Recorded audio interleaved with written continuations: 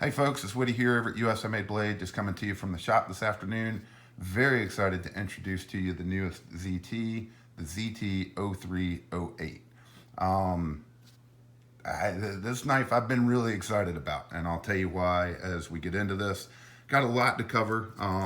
Keeping a little piece of paper back here because if I don't keep this propped up a little bit, I'm getting a really bad glare off that blade. So, but like I said, very excited to introduce it to you, tell you guys what all I love about it. And we've got a lot to cover on this, so we're just gonna jump right into it. Let's start off with just some specs. So 20 CV steel, nice upgrade there. 3.75 inch blade, 1.56 inches thick, and it's very sharp, I can tell you that much. 5.2 inches closed and 8.9 inches overall length and 6.9 ounces. So it is not a light carry knife, that is for sure. So let's jump into probably the first thing. Get my little piece of paper here, and let's start off. We're not ready to do all comparisons yet, but let's get this thing out next to, this is my older ZT0308, and so you guys, the obvious similarities are pretty much the overall length. Everything's right there. You can tell they took a little bit of this thickness right here out of the handle, and I like that. The handle didn't need to be quite as thick as it was. We still have some machining on here, but the machining, and this is one of the Stars and Stripes versions we did, the machining's definitely different on this one, and I love the way they did this. I think it looks really sharp. So the machining, overall size, like I said, still the same. You're gonna notice different blade shape. So you get a little bit of a harpoon here on the drop point, and no recurve. So one of the bigger complaints on this was the recurve. Next thing you're gonna notice while we're looking on this side that is different is that pivot. They got rid of this pivot nut that does, honest to God, it always sticks out a little too much, but I still love that pivot style, and went with something that still uses a half-inch wrench, but it doesn't protrude quite as far out from the knife. Next thing you're gonna notice that's a big difference on these is on the old 300 series, they were assisted, which is great, and we love that. But they didn't have, on these, there's no detent. So, detent hole. So if your torsion bar on these went out, your knife would not stay shut. Well, the new 308 is not assisted. So this is on bearings. It is just a flipper on bearings. And so you've got a nice detent in here. The knife, one thing we noticed right off the bat as soon as we opened it up, it just flips really, really well. Perfect amount of detent strength on it, and just really good action on it. So hard to show it when we're videoing at an angle, but it is pretty darn smooth.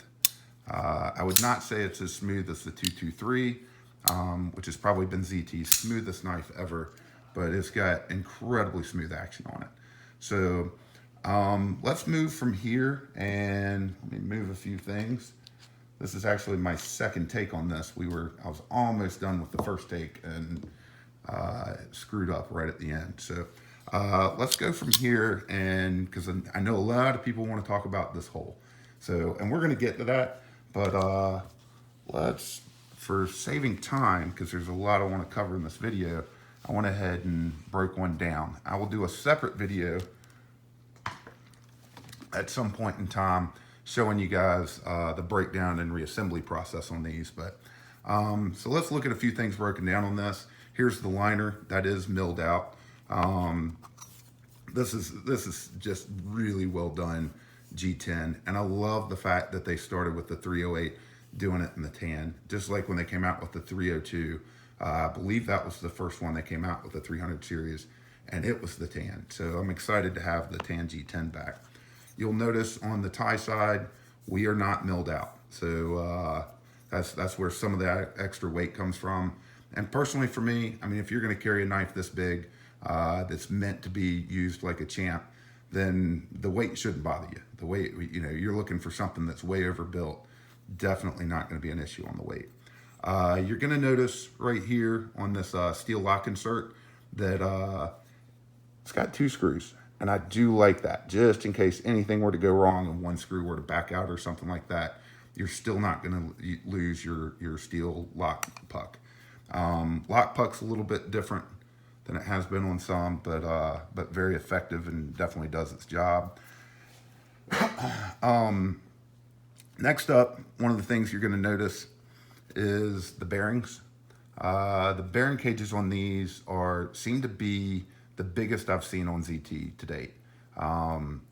So nice bearing cage and definitely a bigger size. So I like that. So let's start talking about the hole. So if we get into it, a lot of people have been concerned about this hole and getting dust and dirt and everything else into the pivot. And I can understand that. If I had my preference, I would prefer the hole's not there. But truthfully, if you start looking at it, everything's pretty opened up going down into here. So dust and dirt can get in there from any angle, to be honest. And then, there could be an advantage to it as far as being able to, say, if you've got compressed air, to be able to blow it out from not just this side and that side, but also from underneath. I don't think it was the intent of the design. From what I understand, the design is just there for aesthetics. But if you look at the way these bearings sit, this is milled, so the bearings are sitting inside here and inside here. And yes, there is a steel washer in there to protect any kind of bearing trace on the titanium, which has never been an issue, but people want it, so they're doing it. So the way it's recessed in there, you're not really going to get anything in there anyway. I mean, not anything that wasn't going to get in there from other angles. But, if you take care of your knives and everything else, this hole's not going to be an issue. It really isn't. So let's move this back away. But the other thing I was going to say, and then I've already moved it away, I'm not going to move it back, but everything about it, I mean, the pivot screw, pivot nut,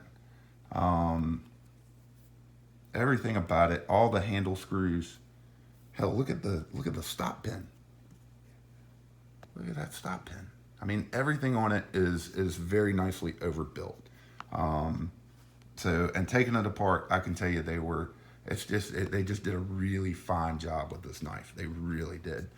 So let's jump into, everybody wants to see comparisons, and that's what helps give you guys at home an idea. And not everybody has owned a 300 series, so we've already done the 303 compared to it, so you guys have an idea there. But let's jump through some other ZTs, and then we'll show you some other popular knives that we sell. So let's start, got to throw in, I think this is going to do better because I'm at a little bit of an angle. If we go back and do this from here. So as you can see, here it is with the ZT0308. This is a Tiger Stripe version, 3 1/4 inch blade versus 3.75. This is kind of its little brother. But just gives you an idea. I think a lot of us got our first ZTs were 350, so there are a lot of them out there for sure. Let's throw in a ZT0452 CF. Doing this mostly for overall length. I mean, you got the 4-inch blade here, so about a 1/4 inch more of the blade. Handle length, you're about the same, but obviously a lot more width on the handle on the 308. Let's throw in a 223. And on the 223, it's I just kind of threw it in because this is one of ZT's newest knives, and it's definitely overbuilt in its own way. Like I said, it's one of the smoothest ZTs we've ever seen, but definitely a lot smaller, just a totally different profile all the way around. Last one on the ZT front, throwing a 5.62 tie. And, this is the same size as the Hender XM18 3.5 as far as overall length. So a little smaller, definitely a smaller handle. It's not as big of a knife. But hopefully a lot of people own that 5.62 tie. We certainly sold a lot of them. So hopefully that helps. All right, let's move over. Got to throw in a Benchmade Adamas. There's really no other Benchmade to really compare to this knife. The Adamas is pretty much the same in overall length of the handle, overall blade length. I mean, they're pretty darn spot on. Probably the biggest difference you're going to notice is just how thick that handle is on the Adamas. And while the 308 has certainly got a thick handle on it, it doesn't compare to that Adamas. That's just a thick damn handle. But let's jump in while we're on Benchmade. Throw in the Vector. This has kind of become a shop favorite lately from Benchmade. So definitely a little smaller. Just kind of throwing it in. We've sold quite a few of these lately. So give some of you guys that own the Vector an idea on the size of the 308.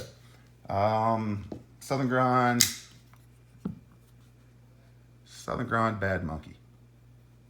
We've certainly moved a lot of Southern Grind knives in our history and had to throw this one in. I mean, handle length, we're pretty much spot on. Blade length, we get a little bit more blade length out of the Bad Monkey, but pretty darn close.